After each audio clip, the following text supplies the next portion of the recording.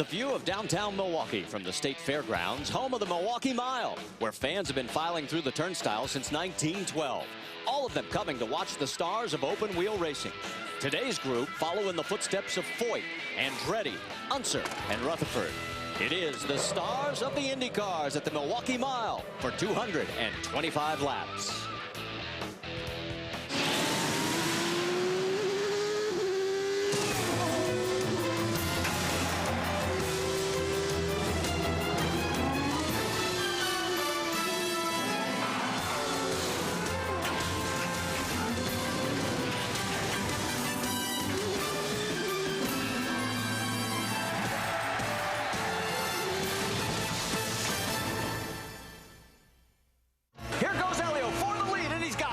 Can he put a period on this storybook ending? Hollywood could not write this script. Now he becomes a three-time winner of the biggest race in the world. Helio Castroneves wins at Indy. Well, and sometimes the sequel just isn't as good as the original. This was yesterday in qualifying for Helio, and yeah, he hit the wall and will start in the very back of the field. He was trying to take the pole from his teammate, Ryan Briscoe. You can see the car step out on him, and that's all she wrote. The frustration on the crew and on Helio as he'll be in the back of the field. Let's check in with Jack Arute. It's been a magical week since Helio Castroneves visited Victory Lane for the third time in the Indy 500, but what happened yesterday, Helio? Yeah, unfortunately, trying too fast too soon, I would say. It's one of those things you feel the car is good, and unfortunately, because you have 4 laps and you're not sure what the car is going to do, you got to sometimes take a chance, and this time it didn't pay off. But we have a good car. We can see Ryan right up there on pole position, so we're hopefully going to be trying to get there, and it'll be a good day for points for sure. You've won the Indy 500 now. If you have to race for points or race for the win, what will Helio Castroneves do today especially? Well, for sure, starting on the back, this is not a place that is easy to pass. It's kind of like a road course. So we got to think about conservative points, and that's where we're going to go for it. Marty, job number 1 is done. He's the Indy 500 champion. Now it's a chase for a championship. Thanks, Jack. And as we take a look at the points race, you can see exactly why Helio is so concerned. He's only 5 markers behind Dario Franchitti, but remember, he has 1 less race in hand. He'd missed the first event of the season. And also, the last 4 Indy 500 champs have gone on to win the series, so the tradition is certainly there. But when was the last time you heard a driver, when you gets asked the question, are you going to race points or you're going to go for the win? They always say, oh, no, I'm just going to race for the win. It's refreshing to hear Helio say the championship means everything. It really does. You know, he's not won the championship, but he's won everything else in this series. And it was interesting to speak to him this morning as we did and really hear heartfelt that I'm after the championship. And something he said, if I have a car that's able to finish 2nd or 3rd, I'm going to finish 2nd or 3rd. I don't believe it, because Helio Castroneves has been successful because he's very hungry for the win. Today will be interesting to see if he follows through on his plan. Absolutely, because when he's been hungry for the win, he's finished 2nd in the championship. When we come back, we'll focus on Ryan Briscoe. He's already won once this year at St. Petersburg, and he's looking to make it 2 years in a row here at Milwaukee. Ryan Briscoe won this race last year, but it almost didn't happen because of this late 3-car crash involving Marco Andretti, Ed Carpenter, and Vitor Meira. Notice the number 6 just sliding on past. It was his first win, and Brian Pettigo talks to last year's winner right now. Starting from the pole, Ryan Briscoe, this is where it all began, where you got your very first IndyCar Series win. This race was a big turning point for you. How different is your outlook today compared to before the green flag dropped last year? Well, you know, certainly come a long way and been gaining a lot of experience. I think the win last year here was a huge turning point for me, a big confidence boost, and we really kicked off our season last year from this point. So it's really exciting to be back here, really exciting to be on the pole, and hopefully we can follow it up with another win. But just really looking forward to a nice race. So we got beautiful weather. Just want to have a good solid race, and hopefully we can get that win. Ryan is on the pole, his teammate Helio, the other bookend on the field, so this should be a pretty exciting start. It will be exciting. It was certainly exciting last week at the Indianapolis Motor Speedway, except if you were on the receiving end of any of the 8 caution periods that we had. That's Graham Rahal going into the wall in turn 4. The hard hit by Tony Kanaan. More on Tony in just a moment. As you can see, the second impact really, really hard. Take a look at where everybody who crashed last week that's in the day's race is going to start. Graham Rahal, great qualifying effort for the second year in a row. He'll be on the outside of the front row. Tony Kanaan will be in third with Mario Moraes, Rafael Matos, all in the top 10. Let's check in with TK, and Vince Welch is with him. It was a massive impact at Indianapolis for Tony Kanaan. 175 G's hit the wall at 195 miles per hour. What will be the most challenging aspect for you physically today, considering your pain in this event? Well, apart from the pressure on my ribs, I would say the 3 pit stops. Every time they drop the car with the full load of fuel, it looks like I'm crashing into the wall again. So it's going to be tough. It's a big challenge for me, Vince, but again, I can't thank the safety crew and the guys at St. Vincent enough for putting me back here. So we just, like you said, we talked about before the interview, we might need a little bit of a handicap sticker in there, but I think we'll be okay. Tony Kanaan, he's won here twice before. He'll try to get another one today. Jack? It's been a steady drive for Danica Patrick, and at the Indy 500, a third-place finish. But I wonder how important are perfect pit stops here today, Danica? I watched last year's race, and I think I went to almost dead last after the first pit stop because it's so tight in the pit lane here. We've got a little bit more room than last year because we've got a little less car count. So, but pit stops are critical. I mean, especially if we go under green and do a pit stop. You know, a second around here is a long way. So, pit stops are going to be vital. Good luck today. Thank you. A heartbreaking weekend at Indianapolis for Marco Andretti, and now at Milwaukee trying to erase those memories. How difficult of a week was it for you before this race here today? Yeah, it definitely was a long week. I think we're just glad to have another shot today.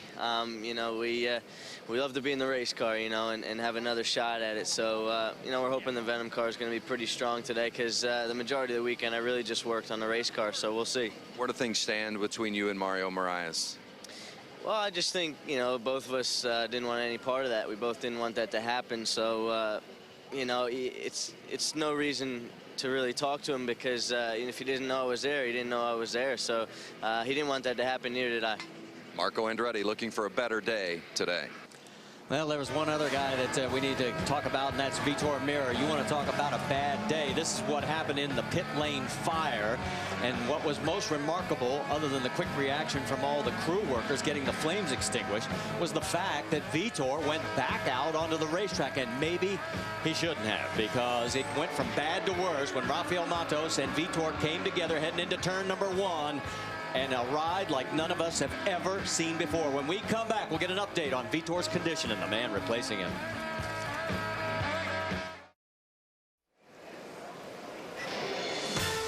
Take a look at the crowd here at the Milwaukee Mile under perfect conditions as we're getting ready for 225 laps around this storied oval. As we said, they've been racing here since 1912. As we get ready for the engines to fire, let's check in, get an update on Vitor Meira from Jack Arute. Well, Vitor Meira has been checked out of the Methodist Hospital, and he is recuperating with the fractures in his back. And lo and behold, for A.J. Foyt and ABC Supply, you tapped Paul Tracy for this one, A.J. What do you see in him that you like? Well, you know, we hate that we don't have Vitor. He's our primary driver all year. It's a shame what happened in Indy, but, you know, racing goes on with or without you, same as when I got hurt real bad, and he's still our super driver. We think the world of him, and, you know, we're just lucky to get somebody like Paul Tracy to step in for him, and we're really glad of that. Now, you've won a lot of races here, and so has PT. What were the last things you said to your Canadian driver? Well, we kind of screwed him up qualifying, so I told him hurry every chance he gets. Good luck, AJ. Thank you. In just a moment, Brian Pedigo, he'll be giving the command to start engines in the ABC Supply. AJ Foyt, 225. Jack, last week at Indy, the Ganassi camp had some uncharacteristic and costly mistakes in the pits. For Dario, it was a miscue, sent him out of the pits with the fuel hose still attached. And for Dixon, a wheel nut problem basically cost him the race. Here in Milwaukee, where you have 2 to 3 stops total, they have got to be perfect. If you want to win today, drivers and the crews have got to bring their A game. And as you can see, the crews, and notice the different paint scheme on the number 10 as Dario Franchitti, a sort of a green color for this race here at the Milwaukee Mile. Of course, there is our pole sitter, Ryan Briscoe, looking to go back-to-back after he turned around his season at this very track just last year. And the man at the very tail end of the field, starting 20th and dead last, Helio Castroneves. And you heard him just a few moments ago talk about the fact he was just going to try and score as many points as he could today. It's all about the championship from here on out. Tony Kanaan's ribs, it's going to be incredibly strong for this guy to make it the entire race. He is in a lot more pain than he is letting everyone know. As he gets ready for the command, we do so as well. And you heard the fact that it would be A.J. Foyt. He has 4 wins at this racetrack among his storied career. Let's go trackside. Race fans, it's time. Please welcome, for the most famous words in motorsports, a true American legend, ABC Supply A.J. Foyt 225 Grand Marshal, A.J. Foyt.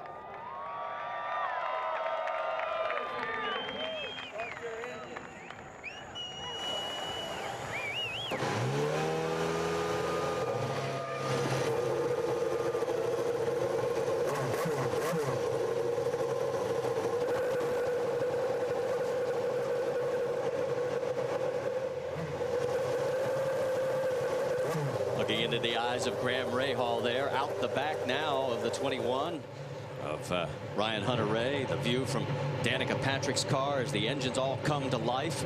Let's take a look at our starting grid across the top of your screen. A 20-car field, originally 21, but Stanton Barrett crashed in the first practice session yesterday. They did not have enough spare parts to make all the necessary repairs. We mentioned second year in a row, Rahal's going to start on the outside of row number 1. Yeah, he didn't last very long last year in the event. He has to make sure he gets through turn 4. It's been his problem both at Indianapolis and here at Milwaukee, and he certainly knows that his team will help him throughout the race today also.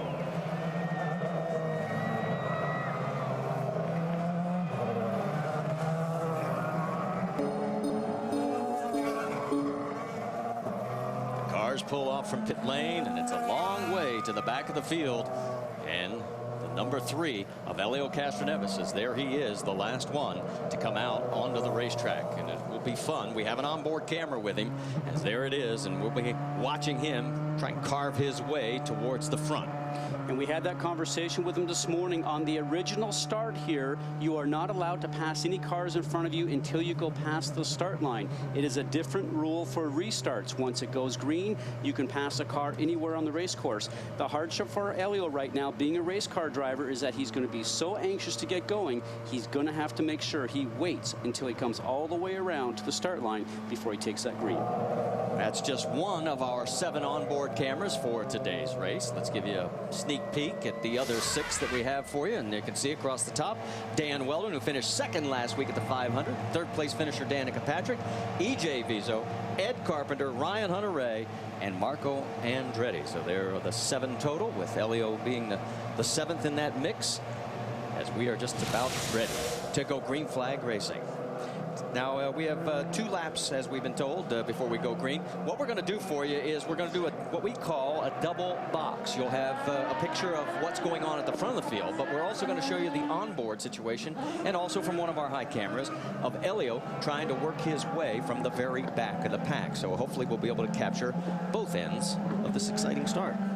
And there again, patience for Helio. He'll know the race is starting. The guys in front are moving away from him, but he has to wait until he comes around to that line before he starts the pass. The hardest thing for a race car driver to do.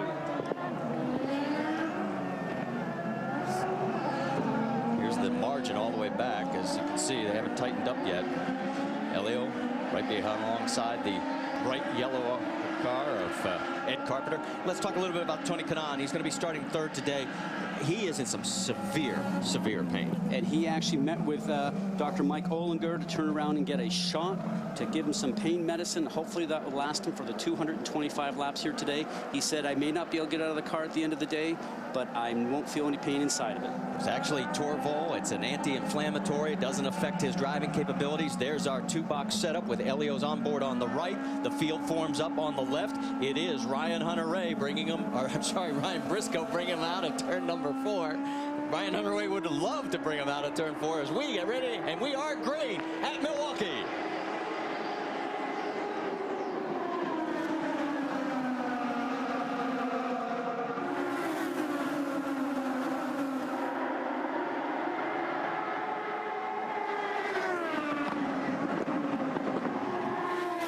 Well, look at Tony Kanaan on the move early. Elio, he picked up one spot, but he got on the high side there. It looks like he lost another one on the right side of the screen. Remember, Elio is driving a car that has lots of repairs after that accident from qualifying yesterday. And for Tony Kanaan, certainly a guy that's putting his foot on the gas as Elio starts to move up through the pack. He has picked up 3 positions so far here on 1 lap. So on board right now, you can see the view out the back. That's Justin Wilson right behind him in the 18. Right in front of him is E.J. Vizo in the 13. Let's go back to the front of the field, and you can see Danica Patrick and Hideki Muto, the teammates in the 7 and 27 respectively, and we go on board with Danica. She is running in 9th right now, looking ahead to 8th. 2 different lines there with Danica going on the low line. Hideki Muto just up in front. Now looking to make a move on Mario Morais. Is going to look on the inside in turn 1. Can't get it done, falls back into position. Let's go back up front because I don't know about you, but I'm extremely impressed with Tony Kanaan's early move to manage to get around the very quick Ryan Briscoe. I'm very impressed because I have driven race cars before with pain, maybe not as much pain as Tony is having and experiencing right now, so that's very impressive. As we watch Dario Franchitti now starting to look on the inside of Thomas Scheckter. Yeah, Scheckter started 10th and has already worked his way up to 5th in his 100th IndyCar start today. And he is holding on to the station ahead of the number 10 of Dario Franchitti. It's interesting to watch to see how the cars work differently on both ends of the racetrack as Franchitti now in this TomTom sponsored machine is trying to get the inside line going through turns 1 and 2. And he's got it, Vince Welch. Dario Franchitti was not happy at all with the way they qualified. He said, we've got a much faster race car than qualifying for the 8th position. And in fact, after qualifying, the team discovered a mechanical issue with the car. They said that certainly starting 8th isn't going to kill them today, but boy, if they would not have discovered that mechanical after qualifying, it would have made for a very long day today. Jack Carew? Vince, Thomas Scheckter was a late add to this team after the Indy 500. He came here full of anticipation, but when the first practice was green flagged, his car was under the tarp being repaired. It seemed they had a fuel pump problem that required them to pull the engine because it's a cam-driven fuel pump. He did get out in the second practice session as now Morais is challenging Scheckter for position, guys. And Morais takes the position, so move Morais up to 6th, Scheckter back to 7th, and right behind is Hideki Muto, and Muto's looking to get around, as is his teammate Danica Patrick. So the laps flying by quickly. We've already completed 7, and there goes Hideki underneath the 23 of Thomas Scheckter, and here comes Danica diving for turn 1.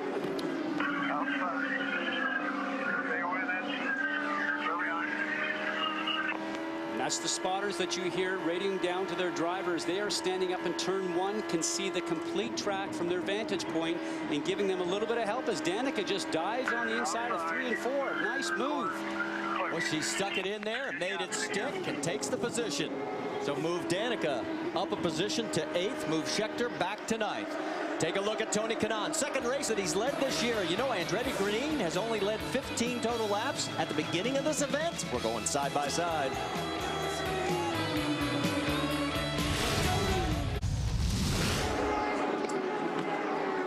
An injured Tony Kanaan took the lead from the very drop of the green flag, and he has led all 17 of 225 laps that will run here at the Milwaukee Mile. Right behind him is our pole sitter, Ryan Briscoe. And then in 3rd, it is Graham Rahal, and all of a sudden, Briscoe feeling a little frisky, wants to take a look on the inside, can't make it stick, as he gets no closer than about a car length and a half, and then falls back a little bit further. Also in 4th place, we'll let you know it is Scott Dixon and his teammate on target, Chip Ganassi Racing, Dario Franchitti, rounding out your top 5. In case you're wondering what's going on with Elio, there he is going around Paul Tracy. That is for 18th position. That's right, 18th. What's going on, Vince?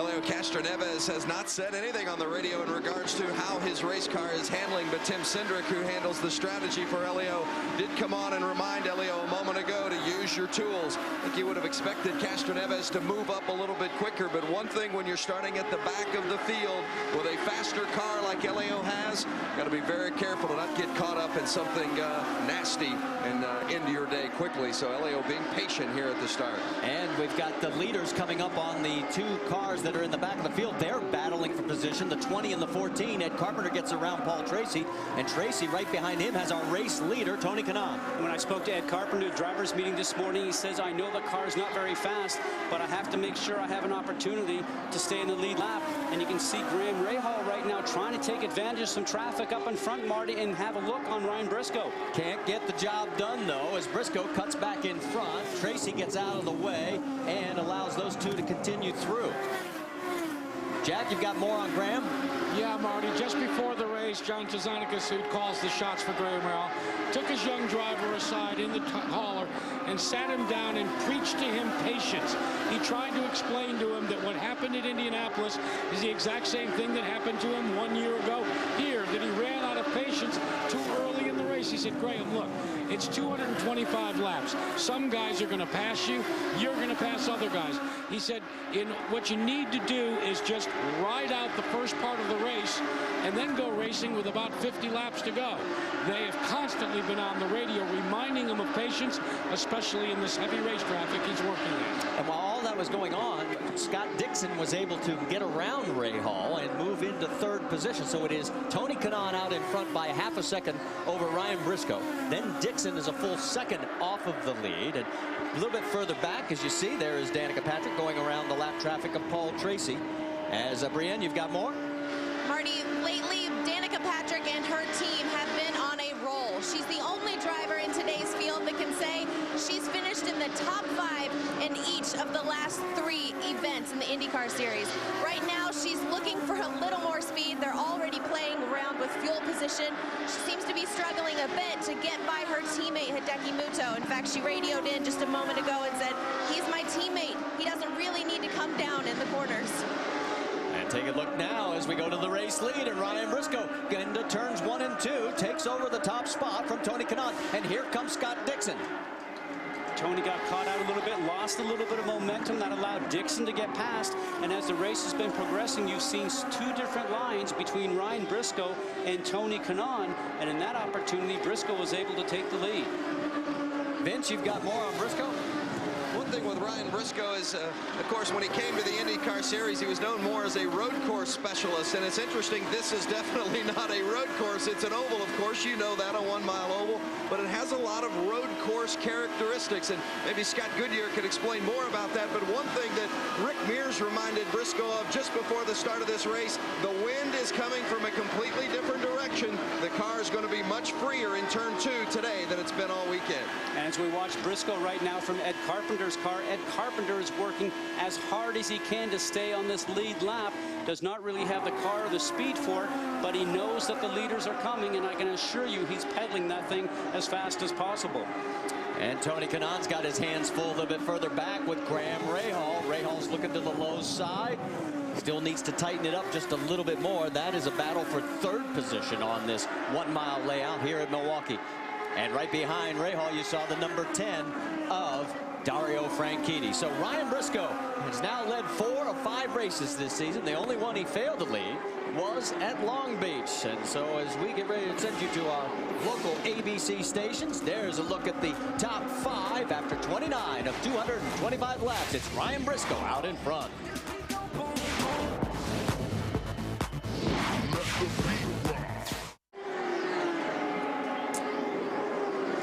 Here at the Milwaukee Mile, notice at the front of that pack, that's the number 3 of Elio Castroneves. He's just gotten around Justin Wilson, and that is for position. Unfortunately for Elio, it's 17th. Here comes your race leader, Ryan Briscoe, in the number 6 Penske machine, as he has gotten around Justin. That means that now there are 17 cars on the lead lap, and his teammate is the next target. And that's not what he wants to see in the mirror. Now, he certainly knows that he's pushing as hard as possible. The car's not working well for him. Remember, he crashed in qualifying. The car has been repaired.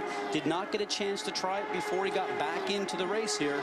But usually Penske gets it right whenever they make a change like that. Let's check in with Vince Welch. You caught up with Tim Cindric? Tim, what's the issue with Elio? We would have anticipated he'd be moving through the field quicker. Well, he hadn't driven this car since he crashed yesterday, so he took a little conservative there at the start. We're just trying to stay on the lead lap here, but the car's okay. We just need to get out of traffic here. Can you afford to fall down in a lap here early on? No, you don't want to go a lap down at all, so we'll do everything we can to stay on the lead lap or try and get it back if we go a lap down here. Try not to stay in Briscoe's way, but there's a balance there. There you got it, Marty. All right, thanks, Vince. You know, while you were finishing up, we're checking the scoreboard, and Tony Kanaan is dropping as he has dropped all the way back to 8th. More on that in a moment. Let's get you started with baseball action. 2 nights of Major League action, in fact. First at 8 Eastern on Sunday Night Baseball, presented by Taco Bell. It's the Dodgers and the Cubs. And Monday Night Baseball at 7 Eastern, as it's the Yankees and the Indians. ESPN News will be shown in the New York market tomorrow night. So there you see Elio Castroneves trying to hold on to the lead lap. Let's follow or fall back a little bit further to Tony Kanaan, as he has been passed now by Danica Patrick, Rafael Matos, and Mario Moraes, and he is now back in 9th position. And you know, when he comes out of the turn, you can look at the angle of his head, and it seems like it's leaned over in the cockpit more than usual. Is that just a situation because he's just trying to hold himself up with all the pain that he has inside there? You can see his head's just tilted to the right more than what I've seen usually. He is, without a doubt, the most physically fit guy in this driver group. Vince, what's going on? The car has gotten way loose. They're trying to get Tony Kanaan to work on the race car, of course, with his tools inside, the weight jacker, and shifting weight around with inside the car. But there's only so much you can do. And right now, Kanaan has got his hands full. And, of course, as you see it pass for the lead, as Scott Dixon tries to make the move inside, but is held off. So Kanaan is going backwards, Dixon going forwards. And he is all over the 6th car. And now he's going to look to the high side. Will he give him room on the outside? You know, I'm wondering if Ryan's trying to run just a fast enough pace to keep in front of Dixon, but make sure that he's not going to pass his teammate to allow his teammate to be on the lead lap. But that might just catch him out. I'm not sure. Yeah, that could end up backfiring on both of them. As you can see, that's Robert Dornbos in the red, number 06. That's right in front of Elio. He's trying to keep his pace moving. Here comes the 6 of Ryan Briscoe, who is the race leader. You're back on board with Elio, looking back at the race leaders. Briscoe certainly moving his line right now. Listen to the throttle on Elio, who we're on board with right now. Just slow to get back in the throttle, and you can see the teammate behind seems just to pick it up just a little bit quicker. And the Firestone telemetry, let's watch the throttle, the green there, almost all the way down. That's usually not common. And he'll pick up a different gear as he goes down the backstretch. And it looks like he's in fuel confident. He's conserving fuel. I mean, he's only going to 10,000 RPM. You want to go to 10.3. It looks like he's just trying to stay out there and run a different program. Vince Welsh.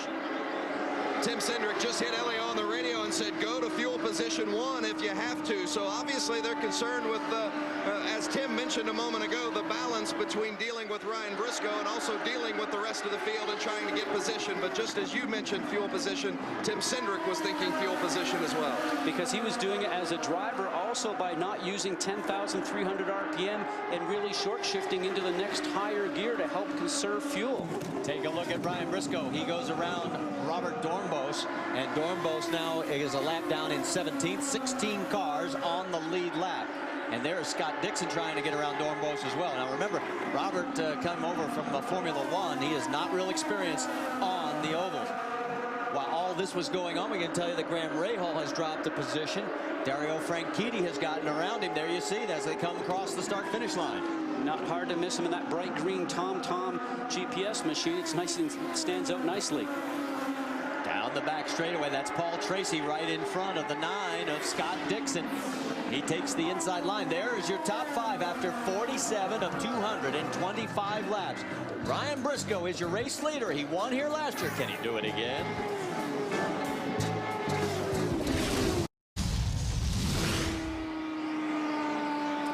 board with Helio Castroneves, and if you were with us before the break, you heard that the word from pit lane, go to fuel position 1. Since he has done that, Scott Goodyear, he has opened up a margin over the race leader, his teammate Ryan Briscoe. Just a different strategy, try and just take advantage of running at less fuel and trying to make sure he can stay out there a little longer than everybody else, but it was almost going to cost him a lap. So you heard them say fuel position 1. He's now back to horsepower, and he's now running on pace.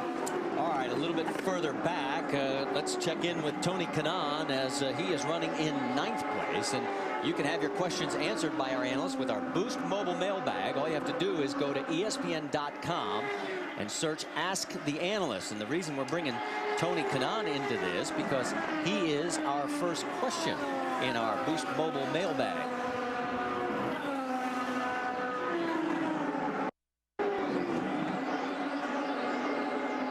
Comes from Jane in Muncie, and I'm going to turn it over to you, Scott. Do you think Tony Kanaan can make it the full race with his injuries? I would not be surprised to see him come off track before the end of the race, but I know how physically and mentally tough he is. If anybody can do it in this series, certainly Tony is the guy. And just as you finish up, we have our first caution here on lap 56. We were almost to the pit window for green flag stops, and you can see Mike Conway, the rookie. Sorry, just got out the marbles. Went down one of the inside. Can go anywhere. You heard him say he got into the marbles, turn 4. And that's exactly what we were wondering about right now, because with his long green flag pit stops, all the marbles, the little pieces of rubber off the tires are on the outside of the groove. You heard him say somebody dove on the inside. He had nowhere to go. This certainly helps Helio Castroneves, though, because now he gets to come around and catch up, and he's on the tail end of the lead lap, but no longer about ready to get a lap down. And they also get to make an adjustment on the race car to try and give him a little more grip, a little more forward bite, and get them back towards the front, as he is currently running in 15th position, the last car on the lead lap. Pit lane is still closed as we're waiting for the pace car to pick up the field over in turn number 2. There's Mike Conway out of the car. A very bumpy pit lane here, Marty, and this is a place where drivers are always being cautious going through here. As we watch the replay right now, the number 4 machine of Dan Weldon is going to look towards the inside, and it looks like Mike Conway just tries to leave him just a bit too much room, gets himself off that dark area where the groove is, gets him up into the gray and onto what they call the marbles, those little pieces of rubber that come off the tires during a green flag run. You can see here from the onboard, looking backwards from E.J. Bizzo's car, exactly how far offline he was and how it just takes you right up into the wall. Well, Conway's 4 prior races, his best finish was last week at Indianapolis, where he came home in 18th position. As here comes everybody into pit lane. Let's get down to our Apex Brazil triple pits. Vince Welch, you're up. Dario Franchitti in that unfamiliar green car on top. Scott Dixon has a big bump just before he goes into his pit box. He said that concerned him today. He wanted to make sure he was not going to have a problem with that. No changes on the 6 car of Briscoe or the 9 of Dixon, but there will be a front wing adjustment on Franchitti's car. All 3 are away at about the same speed in the pit box. So our first round of pit stops here on lap 59. Take a look at our Apex Brazil race-off pit road, and you can see that Matos, Rafael picks up one, and Helio kills the car in pit lane, and they're having trouble getting it refired. Well, it's also not in neutral right now. You can see they plugged the starter in the back. They turned it over. The car is moving forward. As he's doing that, he has a button on the steering wheel to put the car in neutral because of the paddle shifters on here. Vince Welch. Guys, you'll recall they had a shifter problem at Indianapolis as well, and that came to a head when he was leaving the pits during one of his stops at the Indianapolis 500. So I'll get with Tim Cindric and see if that's a similar type of a problem. But again, Helio Castroneves having a problem leaving pit lane, and it's a shifter issue again. So we continue under our first caution here, and we'll get an update on that situation and see what happened with Helio. And he is, as we said, the last car on the lead lap. Stay with us.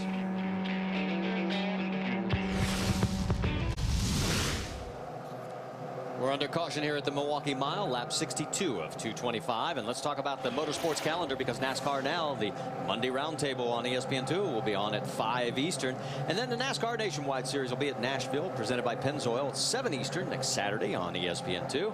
And the Indycar Series will be at Texas at 9 o'clock Eastern next Saturday over on Versus. So that gets you updated on what's going to happen there. Now let's update you on what happened with Helio Castroneves. Let's listen in on the radio.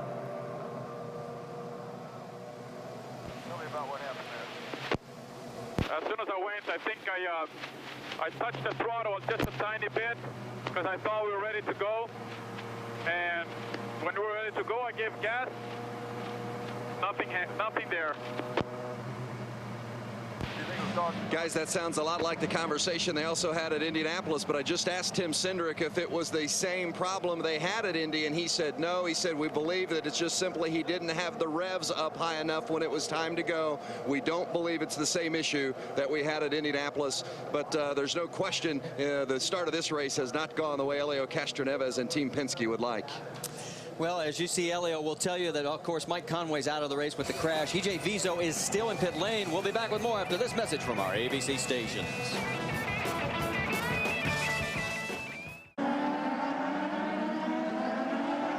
Back here at the Milwaukee Mile, you can see on the starters platform, we are getting ready to go back to green flag racing. Let's reset it for you. We have a total of 14 cars on the lead lap. EJ Vizo is still in the pit lane. Mike Conway is out. It is Ryan Briscoe, Scott Dixon, Dario Franchitti, Graham Rahal, and Hideki Muto. That is your top 5 as they come flying out of turn number 4. And our winner from last year is trying to pull away as we go back to green flag racing. Danica Patrick making a move on her teammate Hideki Muto, takes over the 5th position. And here comes the teammates from Ganassi Racing. The 10 of Dario Franchitti takes a look inside. Briscoe just got a brilliant start, was on the gas all the way into 3, carried the momentum out, and got a jump on, and that's exactly what he wants, Marty, because he's got clear track ahead of him. He wants to try and pull away and make a bit of a gap between him and second place, Scott Dixon. You see the gap. There is Graham Rahal right behind the 10 of Dario Franchitti. Then it is Hideki Muto as he has gotten back around Danica Patrick. Let's get an update on Graham Rahal, Jack. Yeah, Marty, throughout the course of the race, he has been saying that the car has got a slight understeer. They asked if they wanted to make any changes during the pit stop. He said no, they did not add any wing. But Scott, they did go and make a change in the right rear tire pressure, trying to maybe not take all the understeer away, but to try and reduce its effects in traffic. And Jack, that's great information, because you just want to do small amounts of changes. As the pressure starts to build up, the car will handle differently. He'll need to report back on that as the run goes. Let's check in once again with Tony Kanaan. There is the number 11 machine. He has got Ed Carpenter, who is 1 lap down right now, and Tony in 9th position as he started and led for 25 laps. And of course, we've talked a lot about his injury. We talked to him about it. Right now, it feels like the worst time I've ever had, or the worst accident I ever had. Which, you know, people say, well, you broke your arm, you know, but to me, it feels, I'm not going to be 100%, but, you know, we can manage. I'll tell you what, he is tough as nails. If anybody can do it, it will be that man in the number 11, Tony Kanaan. Again, he looks at the lap traffic of Ed Carpenter, and this time gets the job done, and Dan Weldon's right behind him. Remember, Tony Kanaan is a triathlete, bench presses 340 pounds and has 6.5% body fat. As we said, probably one of the fittest guys in this series. Take a look as we go on board. The number 4 from the National Guard, Dan Weldon, finished 2nd last week at Indy, and he gets around the slower traffic. Vince, you've got more? Well, the good news for Dan Weldon and his team is the fact that he was really good on the long run. The car was a little bit loose in the beginning of that first stint, but as the run went on, he got better, and his pit crew was very good on that stop. Picked him up 3 positions, so Dan Weldon and the National Guard Dallara moving forward, and certainly this team had a tough week to start things off. They rolled off the truck with some mechanical issues, so not a lot of practice time, but Weldon again good on race day. And the guy right behind him, Marco Andretti, was dropped all the way back to dead last in the field early, has now worked his way back up to 11th. And he had told us they sacrificed qualifying because last year they were on pole and went straight backwards. And this year they focused on the race, and maybe it started to pay a little dividend. And looking backwards from Dan Weldon's car, the screen on your left on the top side, looking back towards Marco. But Marco said, we know we don't have qualifying pace, we'll try race pace. He can make some changes in the pit box with tire pressures and wings and roll bar adjustments and weight jackers inside to try to tune that car to get as best as it can be, but not on the pace of the leaders today. That battle has sort of settled down for a little bit because you can see the gap between the 3 cars involved there as Dan Weldon continues in 10th position right now. 12 seconds behind the race lead. Take a look at Paul Tracy. He is running in 18th right now. He is 2 laps down. And let's go back and show you what they did on the pit stop. And we talk about communication being oh so important. Well, he comes in and they're actually making a wing adjustment on the front there. You can see it. He's just taking turns and turns of wing out. That means the car was starting to be a little bit too loose for him. Jack Root, you have an update? Yeah, Scott, the car was very, very loose. In fact, he went a lap down. Now, remember, they were bottoming out during all their practice, so they raised the ride height. And then they discovered how loose the car was. So the call from A.J. Foyt, the guy on the right-hand part of your screen, is to go 3 turns down. You saw they were going 6 turns down. Well, why? Because the previous lap they came in, and instead of putting 3 turns in the wing, they took 3 turns out. Now, I'm no math major, but that means that they had to actually crank it 6 consecutive circuits to make the adjustment over 2 pit stops. Very costly. And very frustrating for him because he's been a lap leader here, 723 lap leads, and it's amazing because he's also won races here, but not competitive today for Paul Tracy. And you take a look at Helio Castroneves in our biggest mover list as he has moved from 20th now up to 13th position.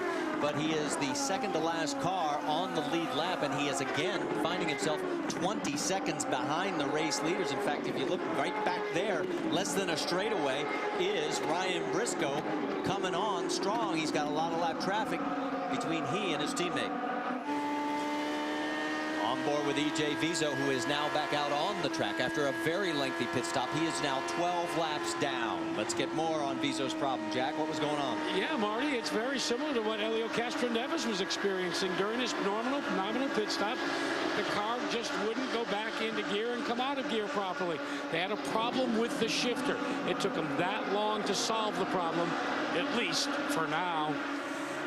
Well, that's a tough break for him as he has yet to finish a race this year. That's right, 4 races so far held this year, and he has DNF'd in all 4 of them. There's your top 5 after 82 of 225 laps, and the race leader is bearing down on poor E.J. Vizo.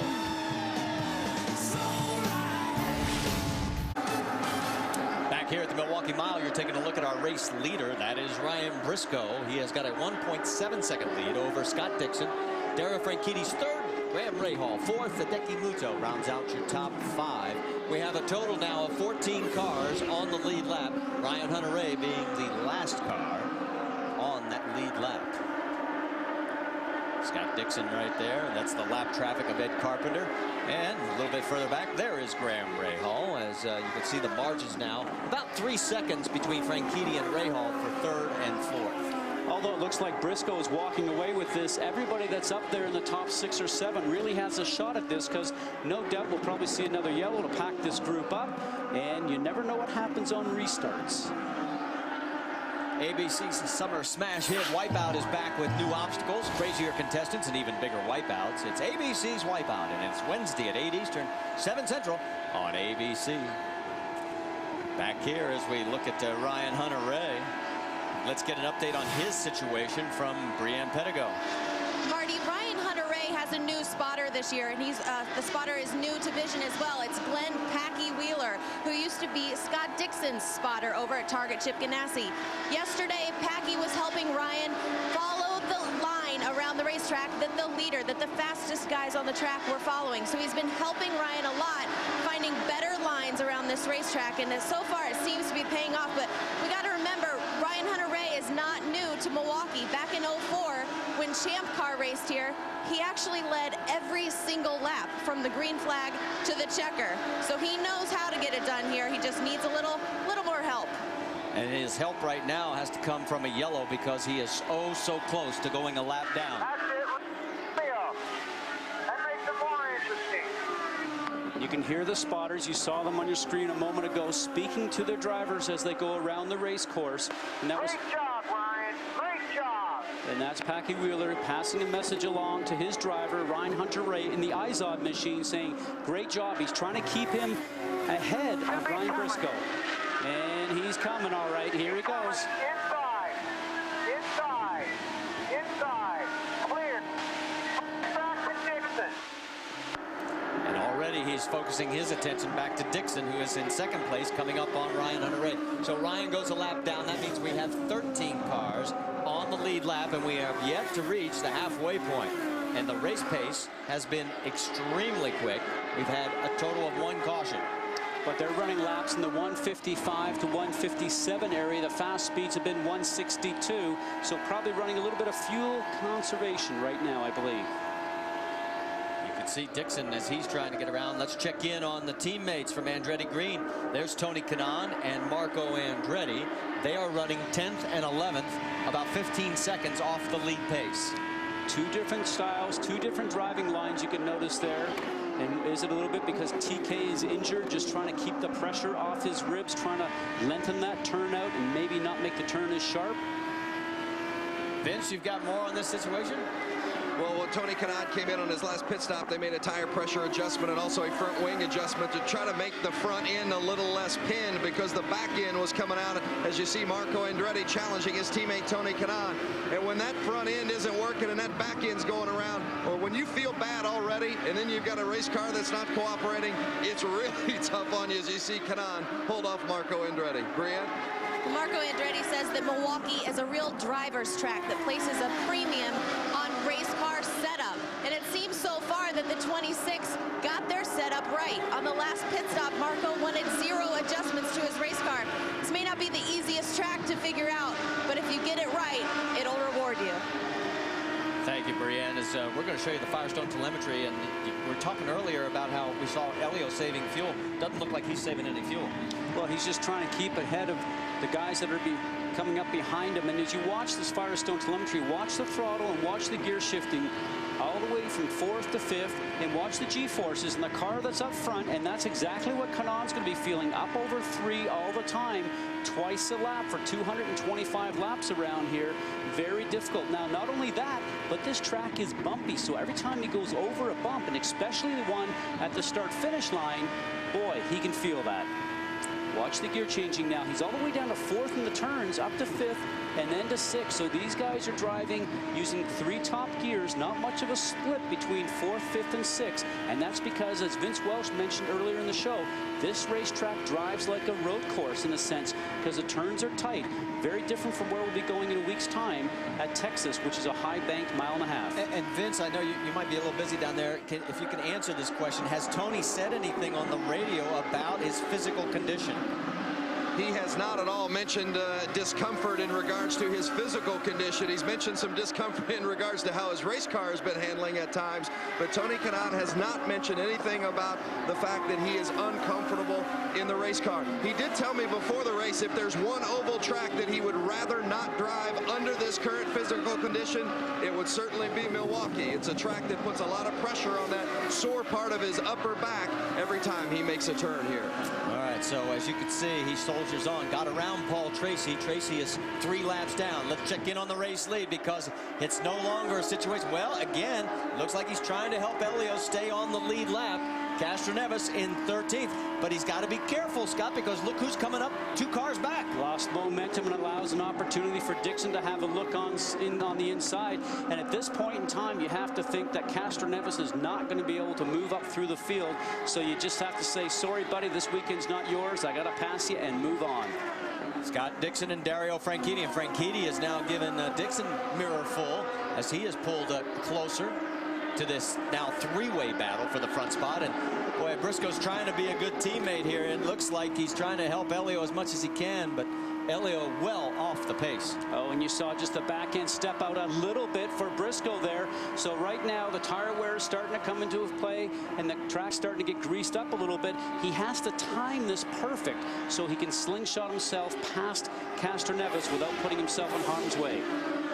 Well, this is the 111th open wheel race here at Milwaukee. The average speed would be the 3rd fastest in track history if we keep it up.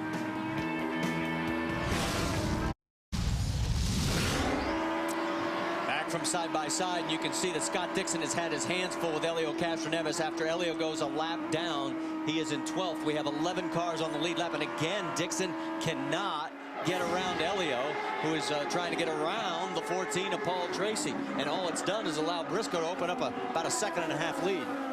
And it's helped because we've had all this traffic that these guys have had to be able to get themselves through.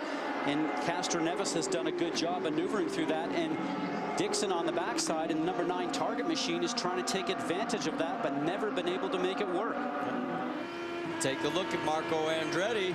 As Marco, he is in 11th. He's trying to stay on the lead lap as well because that's Ryan Briscoe, our race leader in the number 6.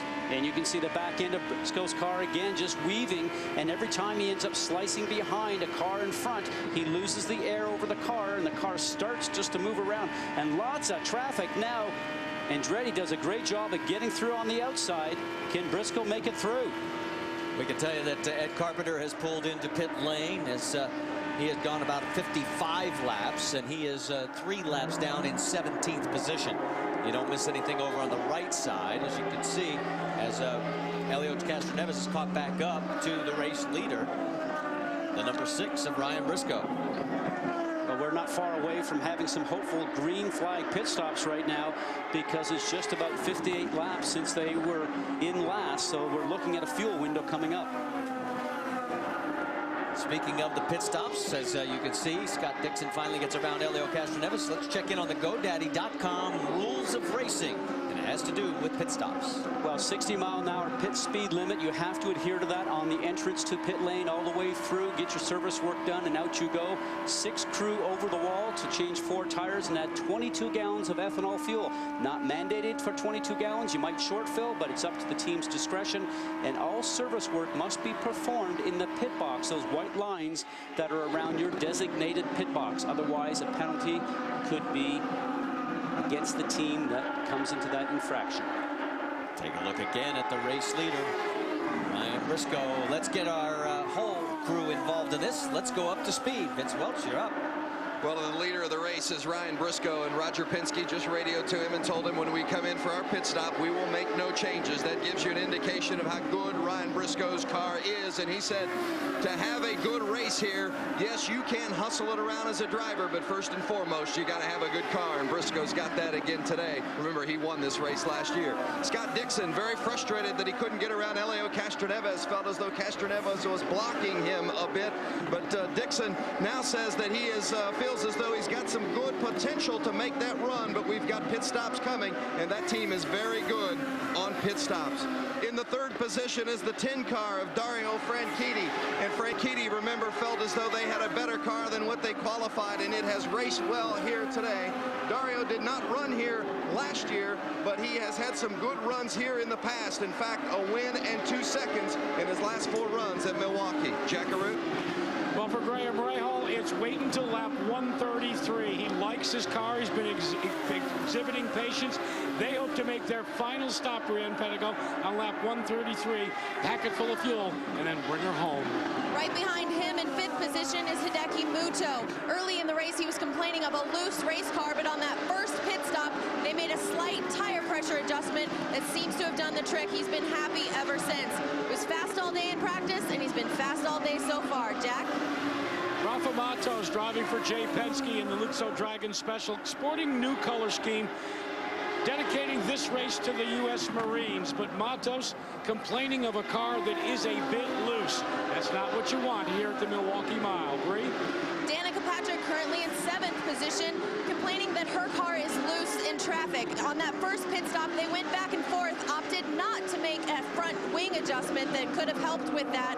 But right now, she says she's got a vibration in her car that's getting worse. They told her, hang in there. It's just your tires. We'll fix it when we come in. Jack? Young Mario Moraes, off disappointment at Indianapolis in the Enzel Tequila Special for KB Racing, has been like Rahal, practicing patience, trying to keep his head in the game, trying to log laps. I talked to Mark Johnson, his crew chief, the guy calling the race, and he said, we're just trying to talk him home. Vince? Dan Weldon coming in the pit box as you see the 4-car rolling in. Weldon has been running pretty well today, and his pit crew did a great job last time. Although it looks like Weldon missed his marks just a little bit. That right rear a long way away, a big reach. Weldon's crew got him 3 spots the first stop, and a good solid run here again in this pit stop as well for the National Guard crew. Now Tony Kanaan is in the 10th position. He's now moved up actually to the 9th spot because of Weldon's pit stop. Kanaan is going to get a front wing adjustment when he comes in on his next stop, which will be coming up shortly. Remember, he says that the car has not been great today. He had that good run right off the bat, but since then they've been battling a loose condition. Brienne? Marco Andretti, currently shown in the 10th position, feels like he has unfinished business here at this racetrack. So far, his car has been great. He's been quiet on his radio all day. The crew just radioed up to him and said, Marco, come on, we got to get up there. You got to catch up to Tony. Vince? All right, guys, thanks for the top 10 update. We can tell you there are 3 cars 1 lap down. Elio Castroneves, Thomas Scheckter, and Dan Weldon. And here comes Tony Kanaan as he peels off from the 9th position. Vince? Tony Kanaan in the box, and Jeff Simon works that right front tire, fuel, and no change. Oh, there's some front wing adjustment for Tony Kanaan, just as they indicated, to try to tighten that race car up. Brienne. Marco Andretti just leaving his pit box. A clean stop for the Venom 26. Tires and fuel only for Marco. Okay, so 2 of the 4 AGR cars have made their pit stops, which will leave the opening for Danica Patrick and also Hideki Muto. And we're waiting to see, as we're working 71 laps since the last round of pit stops, when Ryan Briscoe and everybody else will be coming in. Right now we can tell you Hideki Muto has pulled into pit lane from that top 5 group. Brienne? Hideki Muto just pulled into his pit box.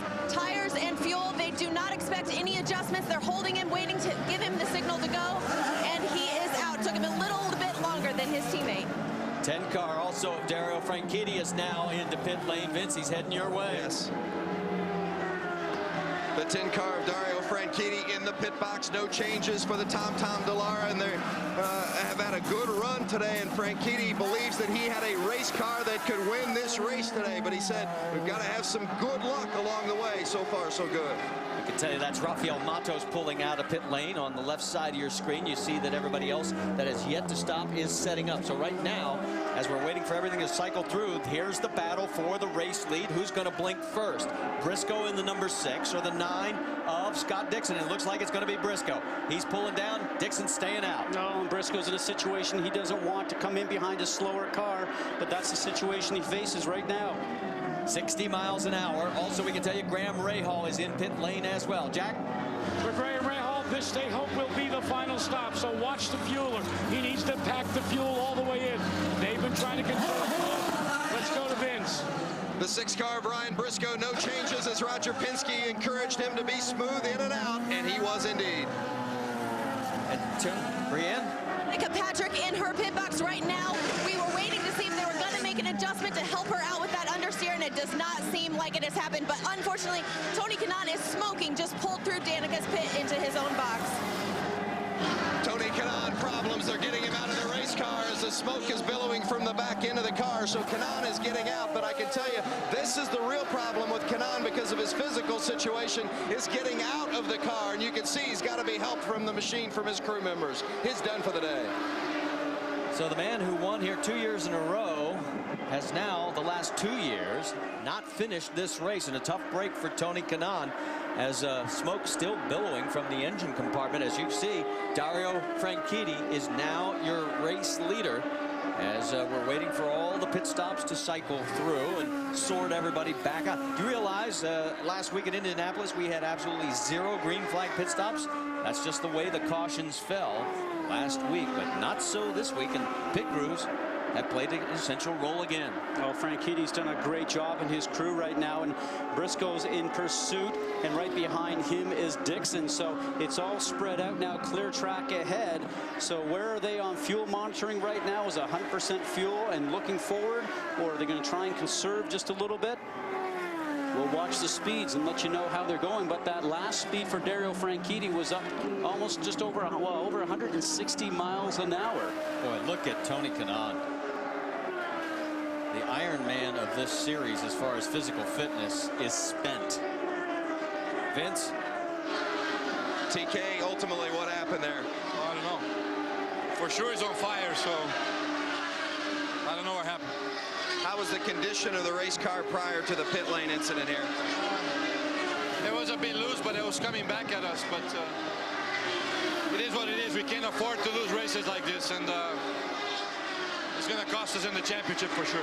Physically, how did you hold up during that shortened race? I was okay. I mean, apparently the car is not, but I was fine. Marty? Well, TK's right. Right now, it would drop him 2 more spots in the championship chase. He would fall 50 markers behind. That's if everything stays as is. No matter who ends up winning, he takes a big hit in the points chase. There is Helio Castroneves, still 1 lap down in 11th, and we've talked about how his one dream now is to win a championship, the one thing he has yet to put on his resume. It's been a tough day for him. He is 1 lap behind the race leader, who is Dario Franchitti, followed by Ryan Briscoe, Scott Dixon, Graham Rahal, and Rafael Matos. We'll be back with more from the Milwaukee Mile after this message from our ABC stations.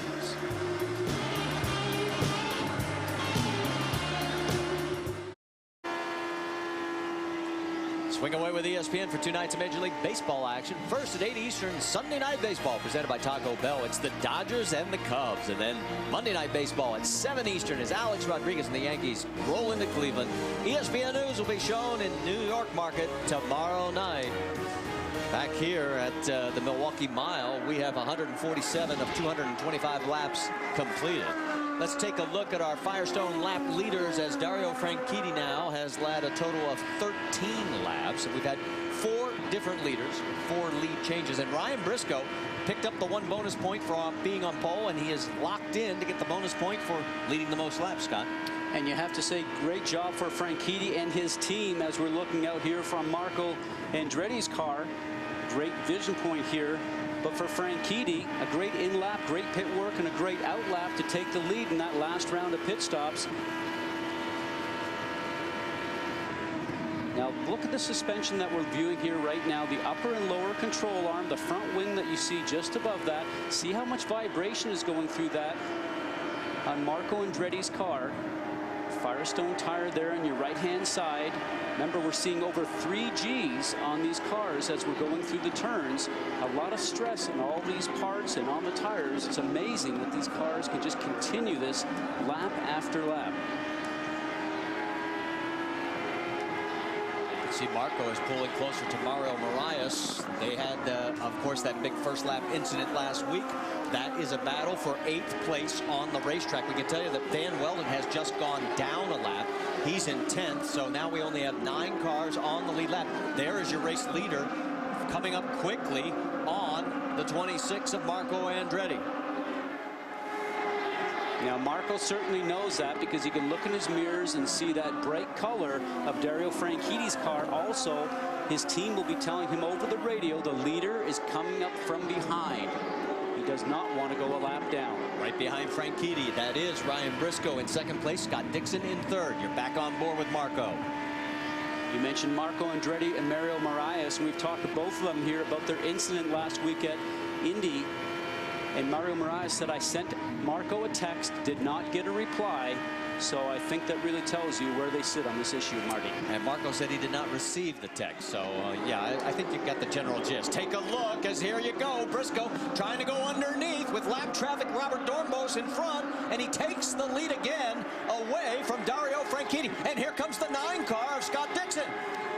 Whoa, and Briscoe cut across the bow. Nice defensive move, takes the inside line. Now he's got to keep his momentum up and really dispatch those lap cars that are in front of him, because right now he's got two teammates with the target cars behind him that would like to put that Penske car behind both of them. And all of a sudden, Dario Franchitti goes from being the race leader to being relegated back to third. All comes down to traffic. Got up behind that traffic, couldn't get past traffic. Maybe the car's not working as well in traffic as the other guys, and it cost him. A little bit further back, it's Graham Rahal in fourth, Rafael Matos in fifth, Danica Patrick in sixth position.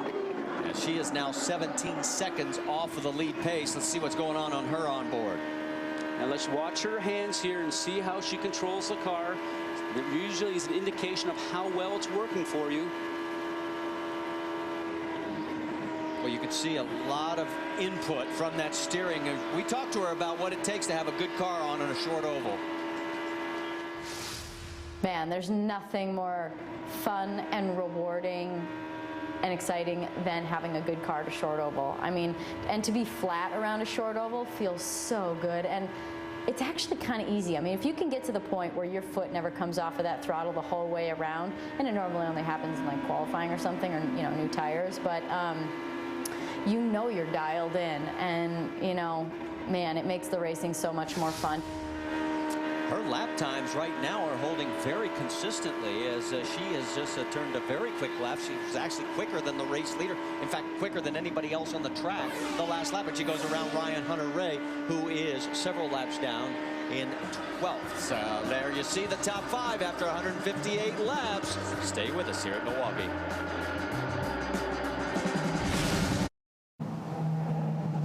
Under our second caution here at the Milwaukee Mile, as we have debris on the racetrack. And now, Scott, this changes the complexion of the race with 64 laps to go. The window is open for this to be the last stop. Absolutely. They'll come in 4 Firestone tires, fuel, and that will make sure that get all the way to the end. And any changes you want to make, either with wing or with tire pressure, will have to be done now. So hopefully the drivers have communicated everything to their pits and let them know how the car is working, because this is your final stop, their final chance to make changes on the car. Ryan Briscoe is the race leader, followed by Scott Dixon, Dario Franchitti, Graham Rahal, Rafael Matos. That's your top 5. There are only 9 cars on the lead lap. Danica Patrick, Hideki Muto, Mario Marias, and Marco Andretti as they make their way down to pit lane.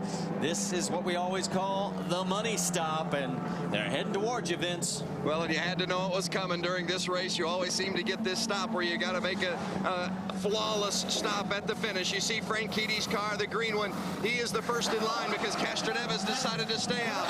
Briscoe is out first, and then it's going to be Dixon beating Dario Franchitti to the line. So you see the rest of the field that has decided to stop here, and Briscoe, the race off pit road, as everybody pretty much holds station. Andretti picked up 2 spots. Hideki Muto dropped 1. Let's go back and take a look at some of these other pit stops. We saw what was happening near the back. All right, that's Ryan Briscoe, Danica in the middle, and at the top of your screen, Graham Rahal. Making sure that you watch your crew member on your right front. He will signal you to go. Graham Rahal gets the message, and off he goes. Now watch with Danica. A quick wing change you saw from the right front mechanic. Only looked like about a half a turn, and she is off. And as we pointed out, everybody pretty much came out in the position that they went in. Elio stayed out, as we can tell you, and that will put him back on the lead lap. He'll get the wave by here relatively soon. That'll put him on the tail end of the lead lap, as there's his teammate and race winner from this event last year. But tail end of the lead lap, but still needing a splash of fuel to make it to the end, because remember, he has not come in yet. We've only had 2 cautions. This has been a very quick race. The fewest cautions since the IndyCar series has been coming here, 4, the most 6. So it's not been a slugfest like some events that we've had over the period of time. And the Indy Racing League is taking the opportunity right now in this yellow, when they had to clean up the debris, to put out the trucks to take off the marbles that are out there. You can see just those small pieces of rubber on the foreground there in the light gray area. That's little pieces of rubber that come off the tire through wear. And in the end result, you end up with that marble situation, which is on the high side. And there's the sweeper right there.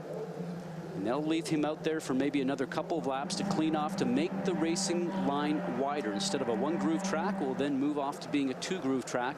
And you can remember what happens when a car gets up into those marbles. It takes it up into the fence.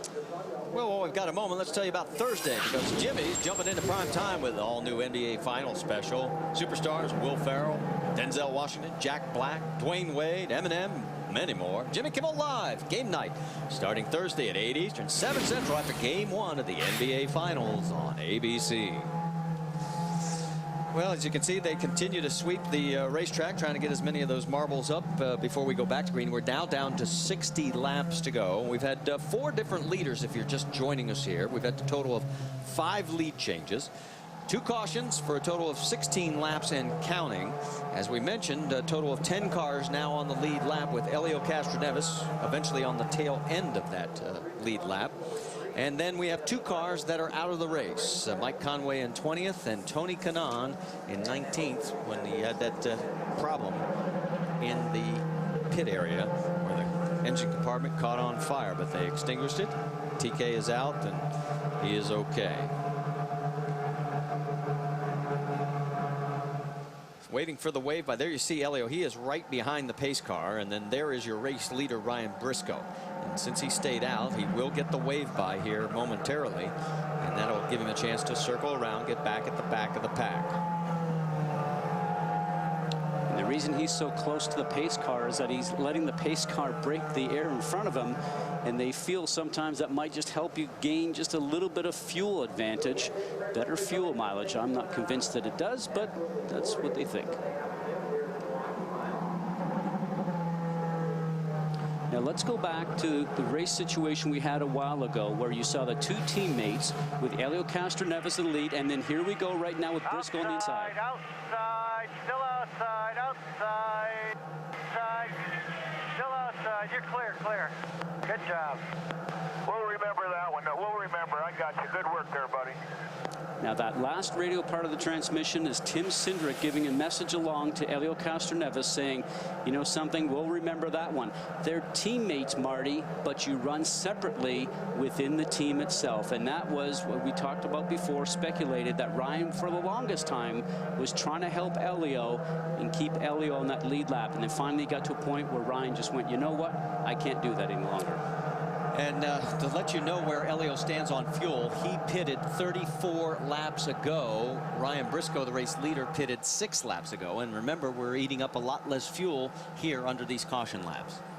Well, still 57 laps to go, so it looks like for Castroneves, he might have to have a splash and go at the very end, depending if we do have another yellow from this point forward. That would give him, obviously, caution laps to run under a yellow situation and save fuel. But right now, a betting man says that he might have to come in one more time. And while we've got a moment, let's talk a little bit about the points situation, because obviously Helio Castroneves focused on that in our pre-race. And as we finally get the wave around, there goes Helio. If the race stays the way it is, Ryan Briscoe would take the points lead away from Dario Franchitti by 10 markers. Scott Dixon would be 16 back in 3rd. Helio would drop to 4th. 30 points back, and in fact he'd be tied with Danica Patrick for that spot. So it gives you an idea how much is at stake here with 56 laps to go. So it is going to be a sprint to the finish, because everybody has fresh tires, has enough fuel, except for Helio Castroneves. And for Briscoe, just a year ago, this is where the dream all started to happen for him, as we get the 1 lap to go signal from the starter stand. He won this event, and everything was going forward from that point. Remember, up until this event last year, crashes, and everybody wondered if he'd make it through the year with Team Penske. But the fairy tale started right here. Since then, he's recorded 2 more wins, including 1 win earlier this season. And he's looking to add another one here at the Milwaukee Mile as they head down the back straightaway. And they're saying now no start. So all of a sudden, race officials did not like what they saw, and we'll go 1 more. Well, a little gamemanship there, Marty, because Briscoe came out of turn 2, gassed it down the backstretch, and then started to slow down. It started to accordion everybody that was behind him, watched in his mirrors and waited for Dixon to get a little bit close and gassed it again. And Brian Barnhart, the president of the league up here for competition division, has a great vantage point, saw that, and threw out the yellow. So we'll try it again. Again, they're down the backstretch. There is a good close-up view of Scott Dixon as they come through 3 and 4. And the green flag is out. You heard the call, and we're racing again at the Milwaukee Mile.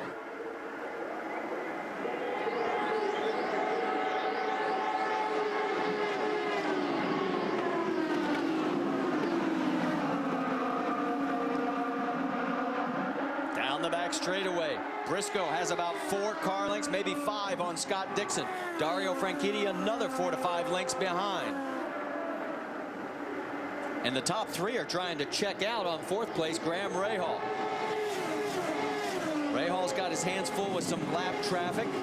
Danica Patrick lost a position. Marco Andretti has worked his way up to 6th on board with Danica. She goes around the lap traffic of Paul Tracy. Very aggressive there. She gets the car on the inside and keeps her foot on the gas. Very hard to do on a restart because the car really moves around until tire temperatures come up and tire pressures come up. This is a difficult part for the drivers.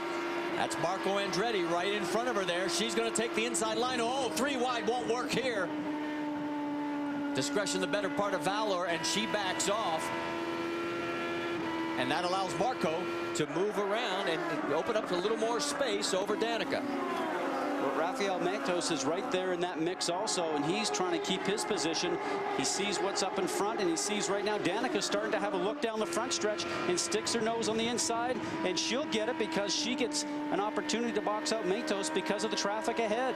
That is Robert Dornbos in the 06 right in front of Danica. He is lap traffic. He's 15th, 4 laps down. She's going to try and go under. No, can't get it done. Her car's working better, though. She's back on the gas sooner than he is. She should carry that speed down the front stretch and hopefully in through turn 1. She sticks her nose in. Here we go. She takes the position away, or actually gets around Dornbos, and now sets sail for another lap traffic car. That's Thomas Schechter in front. Let's go back and check in with the race leaders because nothing's changed up front. Ryan Briscoe by half a second over Scott Dixon. Dario Franchitti is 1.7 seconds back, and then it's 8 seconds back to Graham Rahal as he has had his hands full with lap traffic, as you saw by what was going on behind these guys up front.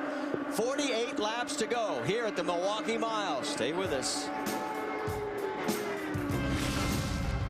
That is Danica Patrick's pit crew, and they're cheering their driver on. She's up to 6, and all of a sudden Elio Castroneves is a lap down again. So even though he's trying to conserve fuel, it's just not working for him today. There goes Scott Dixon underneath him as it's Ryan Briscoe, Scott Dixon, Dario Franchitti, and then it's another 10 seconds back to Graham Rahal in 4th. So it's going to be decided between these 3.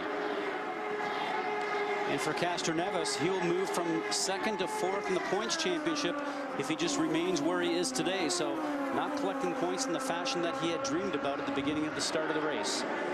One guy we're keeping our eye on is Marco Andretti. He has moved into the top 5 as he has gotten around several cars, and there is Danica Patrick right behind him. And remember, Brienne, he was at one point early in this race dead last. Yeah,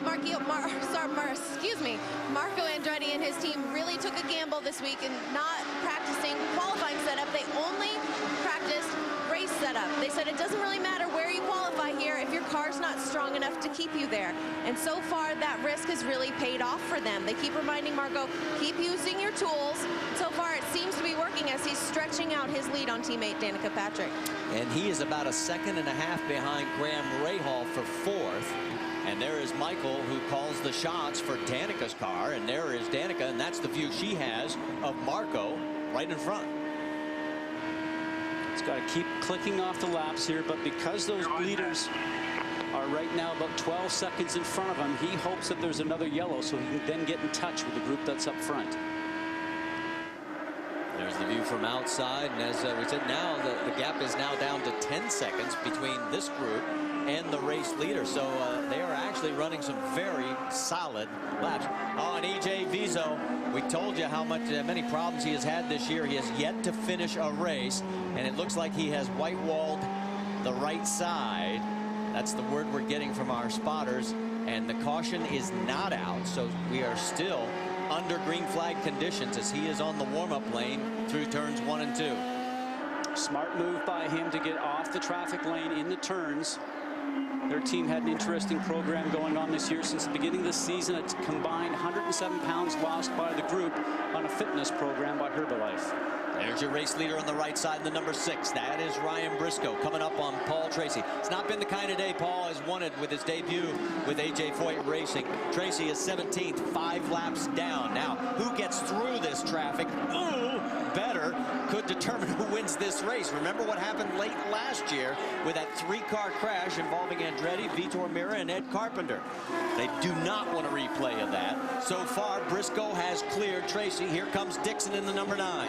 And what Tracy's trying to do is give them enough room on the inside that they can get through, but not put himself up into that gray area where the marbles are. That would then put him off into the wall. Let's get an update on Ryan Briscoe from Vince Welch. And Roger Penske has been talking with Briscoe, coaching him around the track, reminding him of the lap traffic in front of him, and encouraging him to be patient. And it goes back to something that Briscoe told me earlier today when he said, in a year's time, what I think I've learned most is what not to do. And maybe you saw an example of that there when he didn't force the issue with Paul Tracy. He backed out, regathered himself, and then made the pass of the lapped car. Jack Arute? Well, for Scott Dixon, who was trying to chase down your leader, Mike Hull calls the shots on his team. And I just asked Mike, guys, how the car operated in traffic. He said it is very good in traffic, and as these 2 cars come up on some heavy traffic, Mike Hull told me this is where they will have to make their move if they hope to pass that other red and white car, number 6, with Briscoe aboard. And as we pointed out, it is a second blanketing first, second, and third. There they were, all 3 of them in your screen. We can tell you E.J. Viso is out of this race, so he's 0 for 5 this year. Tough break for that team as they're still looking to finish their first race, let alone get into the top 5 or even contend. All right, who's going to win this? We have got 196 down, 29 to go. It's Ryan Briscoe up front, but there's a couple guys breathing down his neck.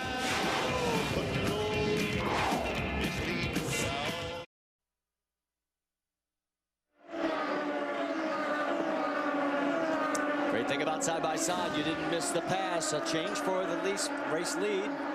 Dixon got around Ryan Briscoe as he got around. And I'm sorry, I've just been told we were not in side-by-side at that point. We were in a local break, so let's take you back and show you what happened.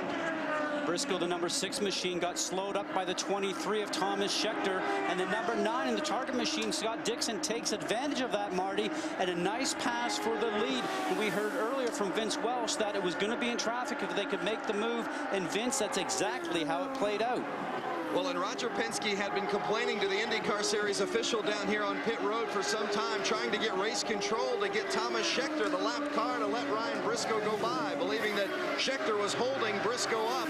And that was exactly what happened as Briscoe got caught up behind the slower car of Thomas Schechter. Dixon used that to his advantage and made the move. 21 laps to go. As you see Roger Penske, he's got to try and come up with some strategy. And all it is right now, fellas, is hammer down, and can you catch him? Well, and that's the thing. Scott Dixon's turning laps. That last one, 160.5 miles an hour. Briscoe is 2 miles an hour short on that. So was Dixon holding something back until he could take the lead? It maybe looks like that's the situation. The only hope for Briscoe now is to catch up in traffic and maybe repay the favor, Jack Arute. Well, Scotty, I think you came up with a great analogy there, or a great analysis in the respect that after the pass, about 4 laps before the pass, Mike Hull finally let Scott Dixon loose. And what I mean by that, he finally radioed to them that they were plenty fine on fuel. Now, they were fine on fuel long before that, but they didn't bother to tell their driver. Why? Because I think they wanted him to exhibit that patience to be able to use it in traffic. Now, he is flat out and wide open. Scott is now led on all 3 ovals in 2009. We also should update Marco Andretti's situation. He was running in the top 5, but all of a sudden dropped 2 positions to Danica Patrick and Rafael Matos. He's now back in 7th. And he's turning laps about 150 or 151 miles an hour. And off the gas, you can hear there many, many times. Even his teammate had a look on the inside, and she got back on the gas as Marco was having problems and took advantage of that and was able to make that move very easily. And then watch Matos right behind on the right side of your screen. He'll start to sneak up because Marco has lost momentum in the center of the turn.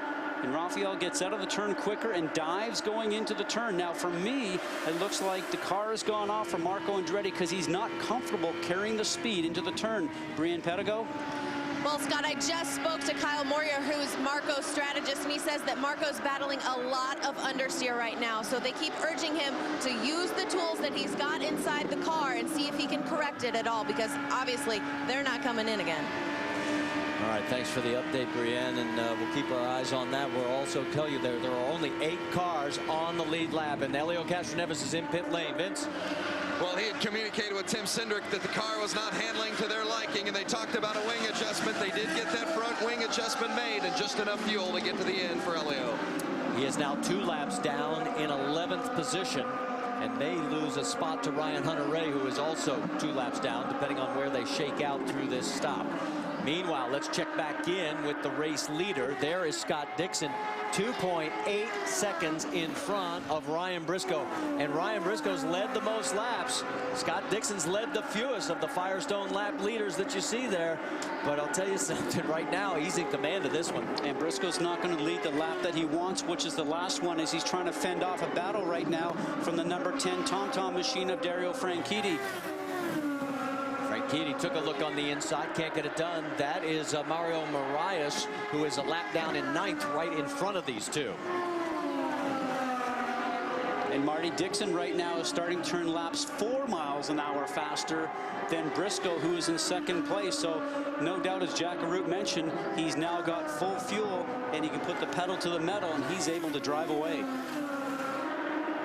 What do they say about sleeping dogs? I mean, he just was laying back, and then all of a sudden, when the opportunity presented itself, he just pulled around and has since pulled away. And Scott Dixon looking to pick up his 2nd win today. We've had 4 different winners in the first 4 races this year, all by Team Penske, all by Target Ganassi Racing.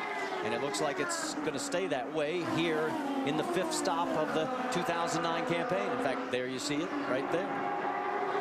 And if he does win this race, he'll go from 4th to 1st in the points championship battle, which now that we've been finished with Indianapolis for a week, everybody's thinking about the IndyCar points championship. Yeah, this would shake him up again, but boy, it's still going to be close. Take a look as he goes around the 21 of Ryan Hunter-Reay. That puts Ryan 3 laps down. Not been the kind of day that he wanted. Take a look at the points as of right now. As you can see, Dixon would supplant Dario Franchitti. They would be tied, Franchitti and Briscoe. Danica would move up to 4th, 22 behind. Elio would drop to 5th. 25 markers off the pace. But we still have 9 laps to go, and there is the 9 car going underneath Hideki Muto. Muto is in 8th spot. That means we have 7 cars on the lead lap. And with this traffic situation, this is where you're trying to find a balance between being aggressive and just sitting back and making sure you can pick your places to pass. Anytime you put yourself amongst a bunch of cars, you hope that their spotters for those cars in front have let them know that the leader's coming from behind. Dixon's lead now, Jack Arute, is 1.4 seconds. Yeah, and Scott Goodyear, I find it interesting watching the telemetry on Scott Dixon, your leader. Normally, you know, on an oval like this, you'd use 5th and 6th, right? Well, all of a sudden, when he comes up on race traffic, it's only momentarily, but he is not afraid to use 4th gear to give himself a little extra room and a little extra oomph, as they say. And Jack, we've seen that so many times today with a lot of the drivers, because the speed in the turns slows down with the traffic, as you're mentioning. So you need to get your momentum back up coming onto the stretch, and you end up using 4th gear if you have to. Battle for 2nd place is the best one we've got going right now, because Scott Dixon's trying to run away and hide. Ryan Briscoe in the 6 in front of the 10 of Dario Franchitti as they go down the backstretch. 5.5 laps to go.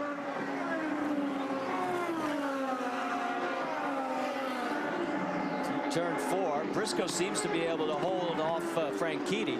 Further back and forth, it is Graham Rahal. He's about 0.6 of a second behind this group. In fact, there you can see how the difference is as he comes around turn 2, down the back straightaway. But nobody is going to catch Scott Dixon. He's opened up a 3-second lead. But he's in the race car right now, Marty, so he knows what's going on. He's very comfortable. Right now, it's his family and the crew that are in the pit lane just sort of thinking, okay, come around one more time. They only see him come past the front stretch. As a driver, it's always easy because you're in control. You know where you are on the race course. Tougher for the crew. This time by, it'll be 3 laps remaining for Scott Dixon, the 2008 IndyCar Series champion. There's Glennis on the right, Scott's mother. Running into lap traffic. That's Elio Castroneves in front of him as he goes down the back straightaway. 2 laps remaining, and the lead has been cut to 2.4 seconds because of the lap traffic. He's got to be cautious. He's going to pick and choose when he's going past. Elio, even though his teammate is running second, trying to chase Dixon down, does the very gentlemanly thing and moves over and lets the race leader go by. So Dixon has some clear room, at least for a few moments, as this time by, he'll get the white flag as he comes out of turn number 4. It's more lap traffic in front of him, but there it is. 1 lap remaining here at the Milwaukee Mile in the 2009 edition of this storied race. The battle for second continues as it is Franchitti trying to get underneath the 6 of Briscoe. Down the back straightaway for the last time, through turns 3 and 4, coming out of turn 4. Scott Dixon, his 18th career win, 1 behind Sam Hornish on the all-time IndyCar Series win list. Good job. Second, third, and fourth, cover him with a blanket. It was Briscoe, Franchitti, and Rahal. Danica Patrick for the 4th race in 5, finishes in the top 5 in 5th. So a great run, especially the last 25 laps for Scott Dixon. And finally, a smile from Mike Hull. Oh, you know, the strategy is always perfect at Target Chip Ganassi. Mike Hull did a wonderful job. They always seem to come through at the end. Very smart group of people running that race car program. So Scott picks up his 2nd win, the first 2-time winner this year, as he also won at Kansas. And our next stop for Scott will be our Izod Victory Lane. We'll do that when we come back.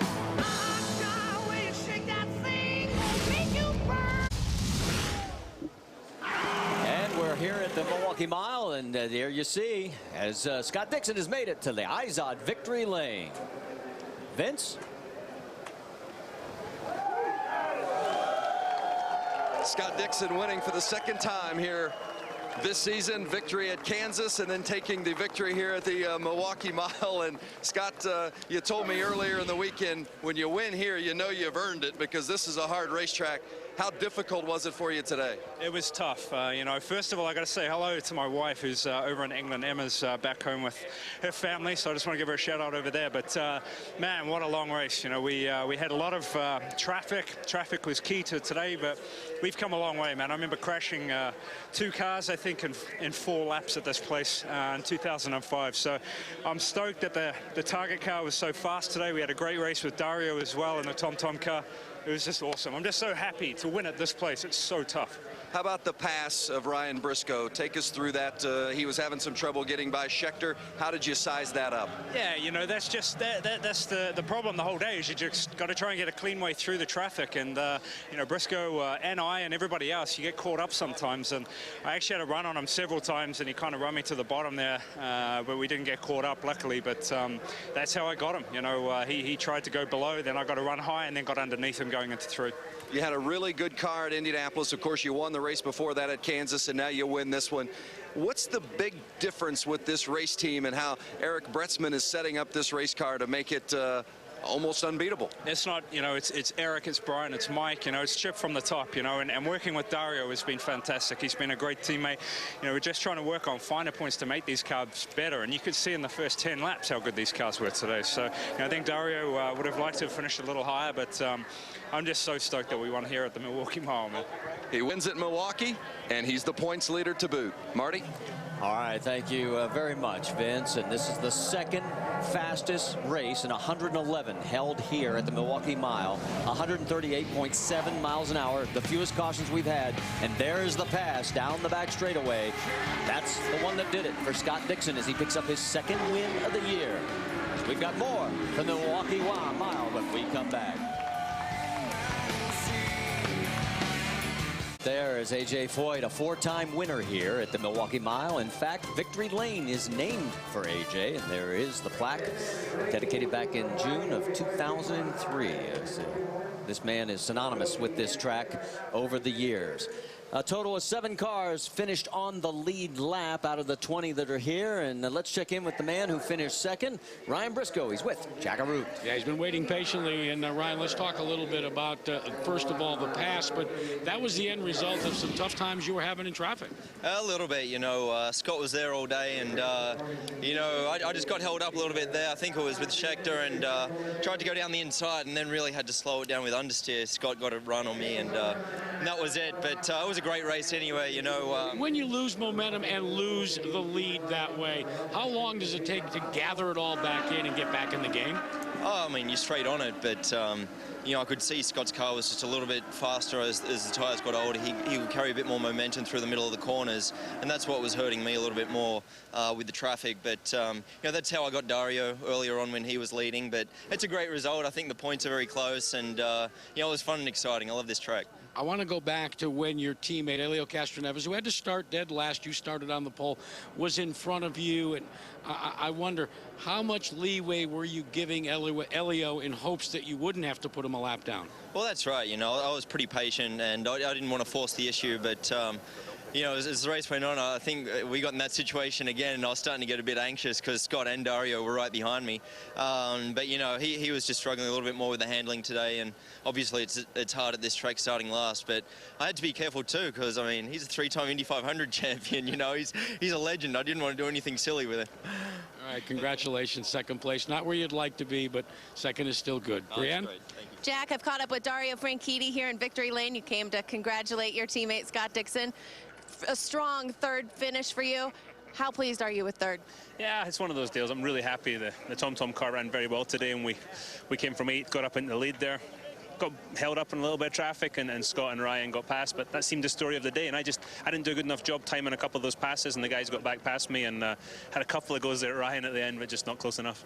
Do you think you had anything for Ryan if we could have kept going a little longer? Well, I think that was the thing of the day. If you got momentum and managed to pass people, yeah, you could do it, but you know, as I say, I just didn't quite do the right job, and I got to congratulate Scott and the Target boys. Great job today, and a lot of fun back here Milwaukee racing in the Indycar. A lot of fun. You had some frustrating pit stops at Indy. How were the pits for you today? Yeah, Scotty and I both we kind of gave away the 500 in the pits, but those guys today, both the 9 and the 10 car, were very, very good. So really happy. And normally the Target guys are well known for the pit stops. Last week was just a little bump there, but they're back on form now. Well, if he's not the points leader, I'm sure he's happy that it's his teammate who is. Dario Franchitti in third today. Yeah, the points right now, it is Scott Dixon in front by 4 over Dario Franchitti and Ryan Briscoe. That's right, they're tied for second. When we come back, we'll talk to that man right there, find out what he thought of today.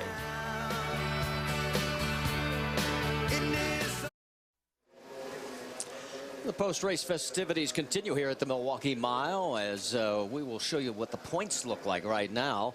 After 5 races of 17, Scott Dixon takes over the top spot by moving up 3. Tie for second with Dario Franchitti and Ryan Briscoe. Danica Patrick has now moved to an all-time high 4th. She has moved up 2 spots. Elio Castroneves drops 3 to 5th. In fact, that's where we find him with Vince Welch. Long day for Elio Castroneves today, and I guess maybe it started at the beginning of the weekend or yesterday in qualifying when you crashed. Had to start from the back today. You didn't seem to progress through the field maybe as quickly as some expected. Was that patience, or were you having some issues with the handling of the race car? No, if we didn't go up, that means we didn't have much, unfortunately. In fact, this is one of the days when you ask how many laps to go, it's like 743 laps. You're like, what? It's one of those jokes that it never ends, and unfortunately it was a long day for us, so we're just trying to stay out of trouble and finish in the points. And then the pit stop. You come in, the car would not engage in gear. You had a similar issue at Indianapolis. Was this the same problem? Yeah, this is, it seems to be one point is similar, and then unfortunately another one, the engine's like shutting off. And when you shut off the engine, basically that's it. You go all the way to the back, which is very disappointing. But we gotta sort it out. We gotta think what is different from last year that's causing these problems. We didn't have in Kansas, we didn't have in Long Beach. So why in India now we start having? It's the same engine. We wonder if there is something to do with the mapping with this engine, but I'm not complaining. It's just the way it is. A lot of guys would be complaining after a day like today, but Helio Castroneves, as always, seems to manage a smile. Jackaroo? Well, Vince, Brian Barnhart having a quick conversation with Graham Rahal after he completed the entire 225 laps. And Graham, you started on the outside pole on the drop of the green flag. You did the stab and thrust and took the lead, and then settled in for most of the race with a little bit of understeer. Yeah, I mean, we had a touch of understeer, but I think the biggest thing was that the McDonald's boys, we needed to be patient. I mean, of course, you need to make it to the end. And so I got an awesome start, but, you know, coming around turn 2, I was being a little cautious, and TK got a run, so I just let him by. And then, you know, I think it was Dixon that got by me again. And at the start, really the biggest thing was just making it through. You know, I mean, 225 laps here is a long time, and so just trying to be patient. And it certainly came back to us there in the end. It was just unfortunate we didn't, you know, I mean, it was 60 laps to go on that restart. There were 5 lapped cars between the leaders and myself. And it was just a little, you know, too late, unfortunately. And just, we caught him at the end, but, you know, we needed 10 more laps. The last time we visited with you, you were bemoaning the fact that you made the same mistake 2 years in a row in the Indy 500. Rate your performance today. I know TZ and you talked an awful lot about exhibiting patience and waiting for things to come to you. Yeah, well, you know, the biggest thing was I certainly wasn't going to make the same mistake 2 years in a row here. And you know, I could see that the marbles were getting pretty bad up high. And to be honest, my car was working well on the bottom. I passed, I don't know how many guys off turn 4, but it was good. And the McDonald's boys had good stops today. I mean, obviously, we're going to continue to improve. But really, the biggest thing, our main goal was to finish. We knew we had a car that was capable of winning. Just got to get to the end. What did Barnhart just say to you? No, I just asked him. You know, it's always interesting to me that a guy can be 15 laps down and not get black flagged when he's in front of you. And the problem is on a short oval like this, you rely so much on the tires that if you follow a guy for 10 or 15 laps, you've used up the tires. And so you don't want that to happen. And unfortunately, it did for me at a couple times today, but you know, it's still, our performance was good. We're going to move on to Texas. We know we've got the speed on the 1.5 mile ovals, and then off to a couple more short ovals. All right, we'll see you there. Brian Barnhart, of course, the president of competition for the Indy Racing Leagues. Check in with Brianne Petticoat. Jack, let's make it 4 top 5s in a row for Danica Patrick. Danica, to what do you attribute the role you seem to be on? You know, the first thing that comes to mind is hard work. Working really hard, just thinking, doing more than I've ever done really to prepare for the race, and also having fun. I can't tell you how much fun that we as a group have every single day, and the funny stuff we hang on the walls or draw or, you know, talk about, you know. And so I think that good mood and that happiness just kind of translates and carries us through and keeps us positive and produces good results. And I have some good people around me, obviously, too. Now, you Twittered at Indy that you were going to bake cookies for all the guys. I did. Are you going to hold up to that promise? No, I already did. It's all gone. Guys, any cookies left? No cookies left. They're all gone. They were gone in one evening. Now, you battled with Marco Andretti a little bit out on the racetrack. Show you video of you actually passing him. What was that like? You know, I just, you know, lap traffic can play a role for sure.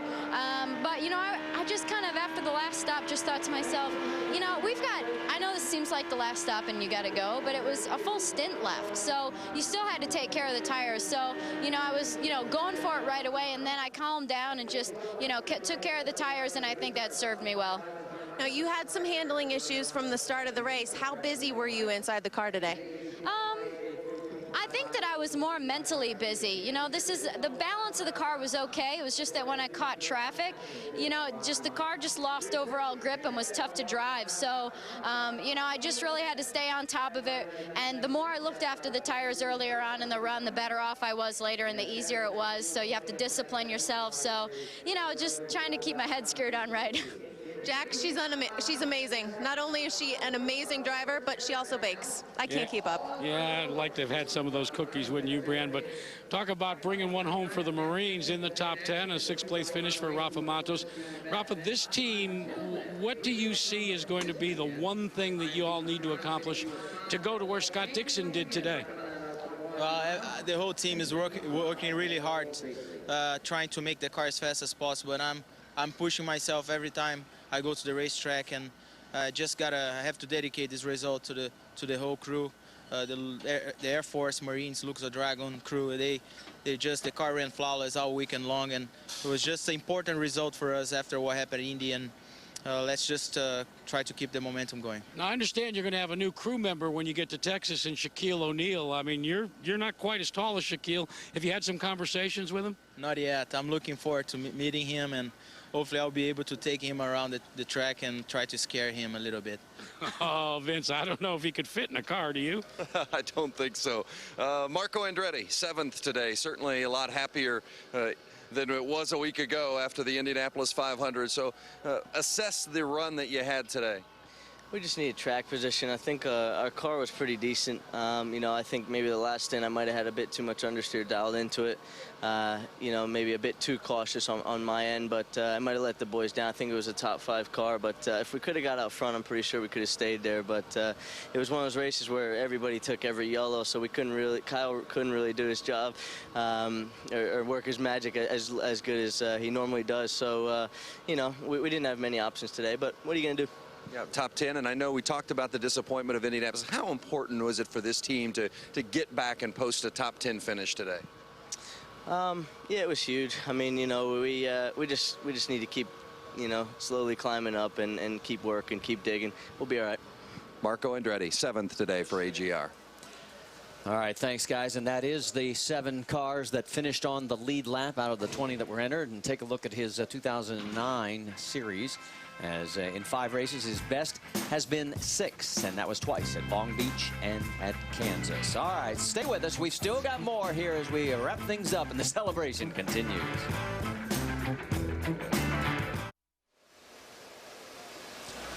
Oh, and as the champagne gets ready to be sprayed all over the crew members and all the drivers on the podium, let's talk about our motorsports calendar. We've got the roundtable Monday, 5 Eastern on ESPN2. And then NASCAR Nationwide Series action from Nashville presented by Pennzoil, 7 Eastern next Saturday on ESPN2. And the IndyCar Series moves on to Texas. You'll see that Saturday night, 9 Eastern on Versus. Let's check in with Jackaroo, with a man who had a long day, Jack. Oh, that is an understatement, PT, for A.J. Foyt, Paul Tracy.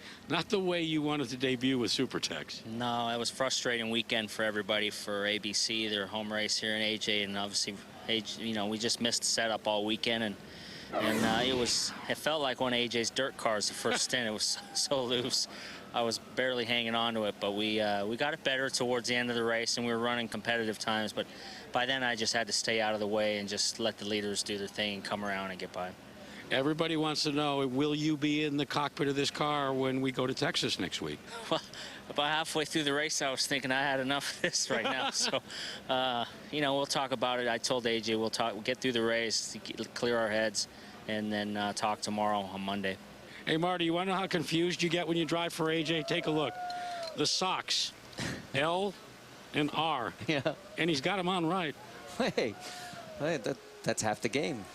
I could say something, but I won't. Anyway, let's take a look at his numbers, as he's got a big list of wins, 31 in all in his open-wheel career in 266 races. And what do you think? Do you think he'll go to Texas next week with Supertex? Well, I think he wants to continue doing a lot of races, but he's very competitive. He knows that maybe that car doesn't have a shot at being on the pole or running up front, so it'll be a tough decision for him. Think about Milwaukee alone here. He's led 723 laps in all the times he's been here.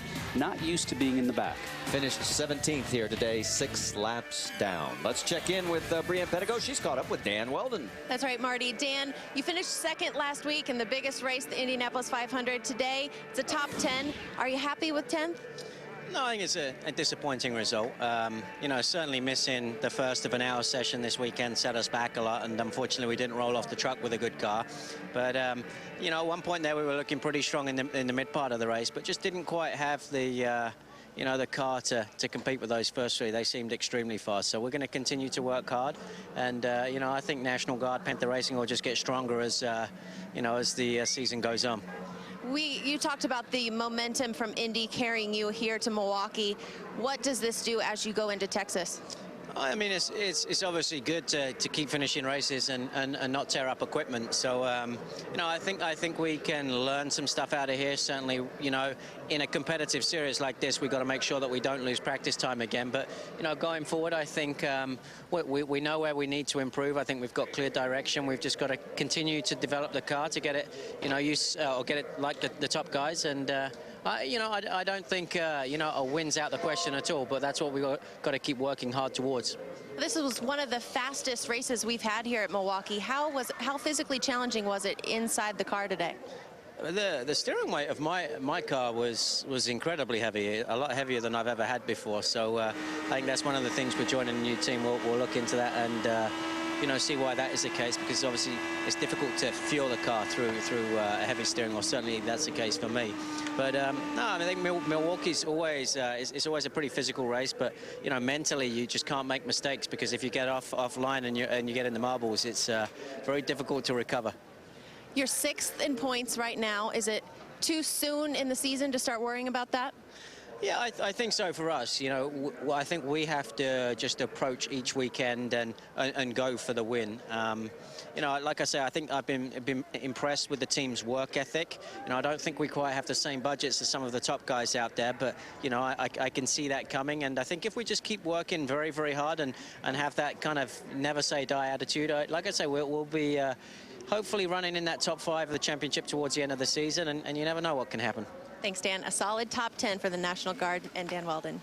All right, thank you very much, Bree. What do you think?